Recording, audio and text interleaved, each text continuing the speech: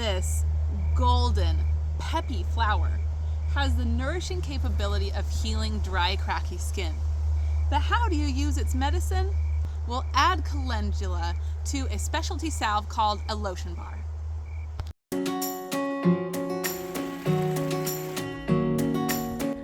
Welcome back to the She Shed. I do a lot of massages in here, and my clients and I have noticed that the massage creams I buy for their feet don't really soften them up. Well, that's mostly because all creams still have at least a little bit of alcohol in them. It doesn't really help create soft, luxuriant, supple skin. But I found what does.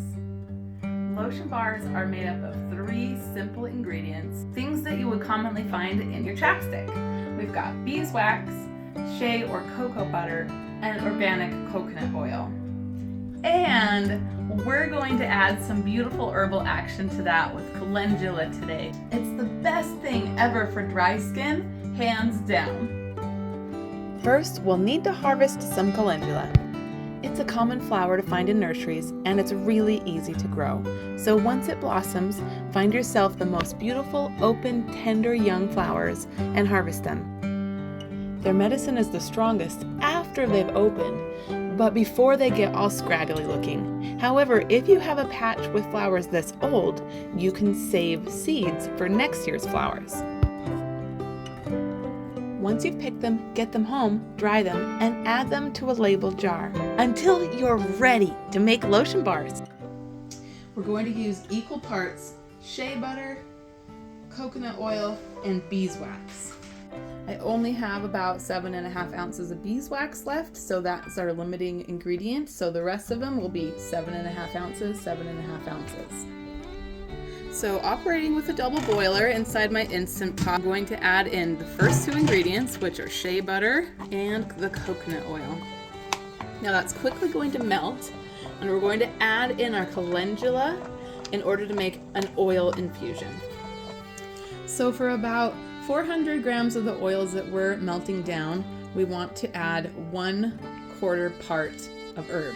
So that means we're looking for about 100 grams of herb. I pulse this herb in the blender a few times just to break it down enough so that it will fit into our oil. I'm going to leave this to infuse for about 2 hours on very low heat. I don't want the herb to burn. When the herbs are done cooking, we'll turn them off, and then we're going to strain them. We'll use a strainer, a bowl to catch, and a handkerchief.